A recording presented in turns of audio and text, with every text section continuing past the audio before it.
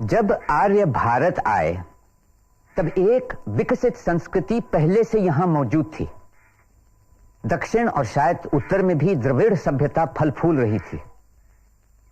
दक्षिण की भाषाएं संस्कृत से नहीं निकली, लेकिन वो बहुत पुरानी हैं और उनमें साहित्य का अनमोल जखीरा पाया जाता है। हिमालय और दो सागरों के बीच में फैले हिंदुस्तान का आकार तो आप अच्छी तरह जानते हैं। उत्तरी भारत समंदर से बहुत दूर है।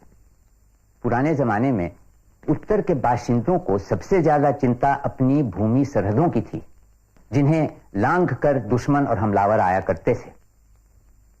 लेकिन भारत के पूरब, पश्चिम और दक्षिण में समंदर का लंबा किनारा है। दक्षिण की ओर हिंदुस्तान संवरा कर सिकुड़ता जाता है और कन्याकुमारी में पूरब और पश्चिम के दोनों किनारे मिल जाते हैं। समुद्री तट पर बसने वाले कुदरती तौर से समंदर से जीविका भी पाते थे। मौर्य काल के शुरू से ही जहाज साजी एक विकासशील उद्योग था। दक्षिण भारत अपनी उम्दा दस्तकारी और उत्पादन के लिए मशहूर था, जिनका वहां से समुद्री व्यापार हुआ करता। दक्षिण के राज्य की समुद्री शक्ति समृद्ध थी और उनके जहाज दूर के मुल्कों तक सामान ले जाते। काल्दिया, बाबिलोन, मिस्र, यूनान और बाद में रोम।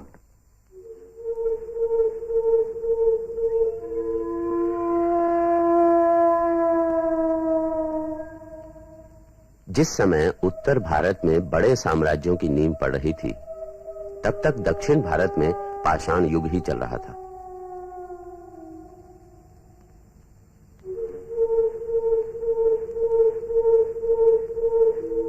तमिलनाडु में ऐतिहासिक सभ्यता लगभग चौथी सदी ईसा पूर्व में शुरू हुई, जब दूर दक्षिण में चोला, पांड्या और चेरा राज्यों की स्थापना हुई। उस दौर में दक्षिण भारतीय कबीले सत्ता पर केंद्रित राज्यों में तब्दील हो रहे थे।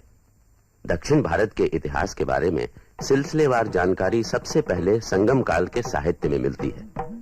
यह दौर पहली से चौथी सदी ईस्वी तक माना जाता है। तमिल परंपरा के अनुसार 3 साहित्यिक संगम मदुरई में हुए थे। दक्षिण में साहित्यिक संगमों की पुरानी परंपरा थी, जिसकी मिसाल उत्तर भारत में नहीं मिलती। तमिल संगम के कवि लोक साहित्य के काफी करीब हैं। दरबारी संस्कृत साहित्य से बिल्कुल अलग। किसान का जीवन, गांव का माहौल, शहर का भीड़ भड़क्का और युद्ध की बेरहमी, इन सब का अनुभव करके ही ये कविताएं लिखी गई हैं। संगम काल की कविताएं 2 तरह की थीं, अकम और पुरम। अकम यानी अंदरूनी, भावनाओं की, प्रेम की अंतरंग कविता। पुरम कविता इससे काफी अलग होती है। पुरम यानी बाहरी, सार्वजनिक, जिसमें राजाओं और युद्ध का वर्णन होता है। पुरानी परंपरा के मुताबिक दक्षिण भारत जाने वाले पहले मनुष्य ऋषि अगस्त्य थे, जो आर्य धर्म और संस्कृति अपने साथ लेकर गए। इससे पहले जब आर्यों का भारत में आगमन हुआ तो वो द्रविड़ संस्कृति में से काफी कुछ अपना चुके थे। इस तरह द्रविड़ और आर्य जातियों के आपसी आदान प्रदान से ही भारत की मिली जुली सभ्यता का विकास हुआ। 6ठी सदी ईस्वी तक तमिल प्रदेश पर संस्कृत का काफी असर हो चुका था और वहां की काव्य शैली तेजी से बदलने लगी। तमिल कवि लंबी कविताएं लिखने लगे, जिन्हें संस्कृत नाम काव्य से जाना गया। इनमें सबसे प्रसिद्ध और प्राचीन महाकाव्य है शिलप्पदिकारम, यानी सुहाग के नुपुर। साहित्यिक शैली में रचा यह महाकाव्य फिर भी आम जीवन के काफी करीब है। ये माना जाता है कि ये रचना पहली दूसरी शताब्दी में इलंगो अडिगल ने रची थी, जो चेरा राजा शेंगुट्टू वन के भाई थे। मगर हो सकता है कि इसे कई सदियों बाद लिखा गया। उस प्राचीन काल में हम एक ऐसी कौम देखते हैं जो उत्साह और जोश से भरपूर थी, जिसमें जिंदगी की उमंग और खोज निकालने का बलबला था। ख्याल की दुनिया में वो बुलंद से बुलंद पहाड़ चढ़े और कला के मैदान में सलाहियत के बेशकीमत नमूने दिखाए। और हम देखते हैं कि देश भर में एक सी सांस्कृतिक लहर फैलने लगी थी। उत्तर और दक्षिण इस साहस भरी मुहिम में शामिल हो गए, एक दूसरे से प्रेरणा लेते हुए।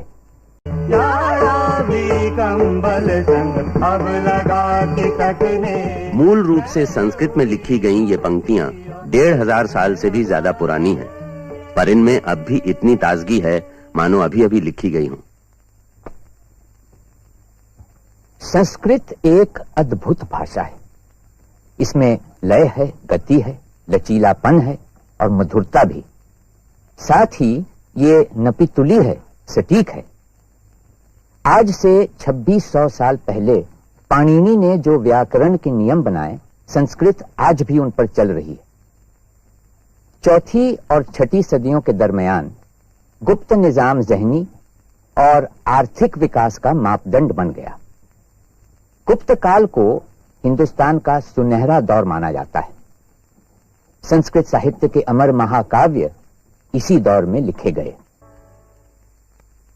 स्वर्ण युग अचानक ही गुप्त काल में नहीं शुरू हुआ, बल्कि मौर्य काल में ही इस सांस्कृतिक विकास की नींव डाली गई थी। इसके बाद गुप्त काल में शिखर पर पहुंचने तक बाहर से आई यूनानी, शाका और कुषाण जातियों ने भी भारतीय संस्कृति और कला को बढ़ावा दिया। यहां तक कि कुछ इतिहासकार मानते हैं कि स्वर्ण युग गुप्त काल नहीं, कुषाण काल था। इस दौर की शिल्प कला बौद्ध धर्म से प्रभावित थी, जिसके नमूने हमें दक्षिणी और पश्चिमी भारत के चैत्यों और विहारों में मिलते हैं, जैसे कि अजंता।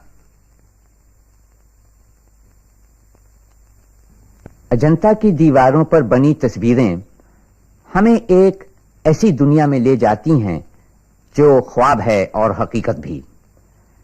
इन तस्वीरों को बौद्ध भिक्षुओं ने बनाया। महात्मा बुद्ध ने कहा था, औरतों से दूर रहो, उनकी तरफ नजर तक न उठाओ।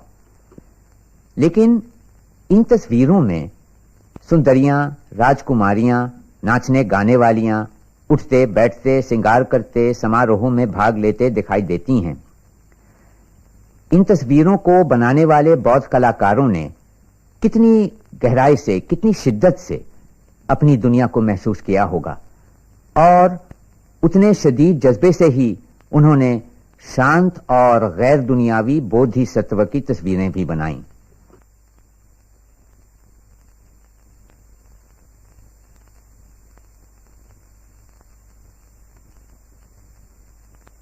गुप्त काल से पौराणिक देवी देवताओं की आराधना के लिए मंदिर स्थापित होने लगे।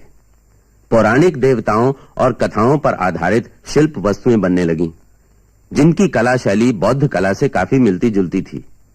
इसके अलावा श्रृंगार रस पर आधारित शिल्प कला का भी विकास हुआ। विदेशियों की देखा देखी राजा महाराजा भी अपनी प्रतिमाएं बनवाने लगे। गुप्त वंश के राजाओं ने नृत्य, संगीत और नाटकों को भी बढ़ावा दिया। कुतुब मीनार के इस स्तंभ को गुप्त वंश के विक्रमादित्य ने विजय स्तंभ के रूप में बनवाया था। इस पर बहुत उम्दा कारीगरी की गई है। सबसे ऊपर है एक कमल का फूल, गुप्त वंश की निशानी। गुप्त काल की जो खासियत थी, जिस वजह से उस काल को गर्व से याद किया जाता है, वो थी कला और साहित्य का पुनर्जन्म। वेद, महाभारत और रामायण के महान युग के बाद ये संस्कृत साहित्य का शानदार काल था। चंद्रगुप्त विक्रमादित्य ने अपने दरबार में उस जमाने के सबसे महान लेखक और कलाकार जमा किए, जिनमें कवि और नाटककार कालिदास भी थे। कालिदास समेत तमाम नाटककारों की भाषा में संस्कृत के अलावा प्राकृत का इस्तेमाल किया गया है। आम बोलचाल की प्राकृत और ऊंचे वर्ग की संस्कृत के मेल का मकसद था नाटकों को आम दर्शक के करीब लाना। कालिदास के जमाने से कुछ पहले सातवाहन काल में मृच्छकटिक या मिट्टी की गाड़ी लिखा गया। शूद्रक के इस नाटक में उस दौर की वास्तविक झलक मिलती है। मृच्छकटिक के बारे में एक अमेरिकी आलोचक ने यूं लिखा है, मृच्छकटिक का लेखक चाहे कोई भी रहा हो, चौथी सदी का था या 5वीं का, वो एक नेक, भला और समझदार इंसान था। उसकी भलाई और उसका ज्ञान एक उपदेशक की चाशनी भरी कलम से नहीं, दिल से उभरे थे। ऐसा नाटक सिर्फ वो ही सभ्यता पैदा कर सकती है जो पुख्ता और स्थिर होती है। जब कोई तहजीब अपने सारे मसाइल के हल सोच चुकी होती है तो ही इस तरह का शांत और सादा मनोरंजन तलाश करती है जैसा ये नाटक है।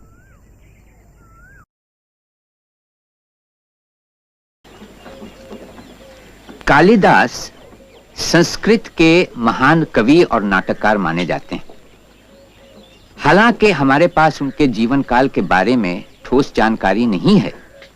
मुमकिन है कि वो 4वीं सदी ईस्वी में उज्जैनी में रहते थे, चंद्रगुप्त विक्रमादित्य द्वितीय के राज्य में। कहा जाता है कि कालिदास उनके दरबार के 9 रत्नों में से एक थे, जहां उनकी प्रतिभा को उनके जीते जी भरपूर इज्जत मिली। वो उन खुशकिस्मत इंसानों में थे जिन्हें जिंदगी ने अपना प्रिय समझकर सराहा। कालिदास ने कोमलता और सुंदरता को उभारा और दुख दर्द की झलक भर ही दिखाई। उनके साहित्य में जीवन के प्रति एक मोह है और प्रकृति की सुंदरता से गहरा प्यार। मोहन राकेश ने अपने नाटक आषाढ़ का एक दिन में कालिदास के जीवन की कठोर वास्तविकताओं और उनकी कविताओं की कोमलता के आपसी द्वंद्व को उभारा है। कालिदास 5वीं सदी में वो बात समझ गए जिसे यूरोप 19वीं सदी में भी नहीं समझ पाया है और जो वो अब तक भी पूरी तरह नहीं समझ पाया है। दुनिया सिर्फ इंसान के लिए नहीं बनी और इंसान सही मायनों में अपनी पूरी बुलंदी तभी हासिल करता है जब उसे उस हकीकत की कदर होने लगती है जो इंसान की हस्ती से परे है। इस हकीकत को पूरी तरह महसूस कर लेना कालिदास की उस ज़हनी शक्ति का उपहार पा लेना है जो महान कविता के लिए उतनी ही जरूरी है जितनी फन में महारत। 4वीं सदी ईस्वी की शुरुआत से लेकर कोई 150 साल तक उत्तर में गुप्त वंश की ताकतवर और खुशहाल हुकूमत रही। इसके बाद भी 1.5 सदी तक उनके वारिसों ने गुप्त राज्य कायम रखा, पर अब वो हमलों के आगे कमजोर पड़ता गया और फिर घटते घटते गायब हो गया। मध्य एशिया से आए नए हमलावर हूण मुल्क में तबाही मचा रहे थे, मगर हूणों का राज्य भी ज्यादा दिन नहीं चला, मुश्किल से 51 साल। उनमें से कई छोटे मोटे सरदार यहीं टिके रहे और वक्त वक्त पर वो अपने पड़ोसियों को सताया करते। इसके साथ ही साथ वो हिंदुस्तान के लोक जगत में जज्ब भी होते रहे। इन हूण सरदारों में से कई एक ने 7वीं सदी की शुरुआत में फिर से सर उठाया। कन्नौज के राजा हर्षवर्धन ने उन्हें कुचलकर पूरे उत्तर और मध्य भारत में एक ताकतवर राज्य की स्थापना की। हर्षवर्धन कवि और नाटककार थे और उन्होंने अपने इर्द गिर्द कवियों और कलाकारों का अच्छा खासा हल्का जमा कर रखा था, जिससे उनकी राजधानी उज्जैनी फिर से एक तहजीबी मरकज बन गई। भारत में कई बरस बिताकर हुआनत्सांग फिर एक बार उत्तर के पहाड़ पार करके अपने वतन लौटे। रास्ते में वो सिंधु नदी में डूबते डूबते बचे और उनके कई ग्रंथ पानी में बह गए। फिर भी कई एक पोथियों को वो बचा सके जिनके चीनी जबान में अनुवाद में उनकी कई सालों तक मसरूफियत रही। वापसी पर तांग सम्राट ने बड़े उत्साह से उनका स्वागत किया और उन्हीं के इसरार पर हुआनत्सांग का सफरनामा भी लिखा गया।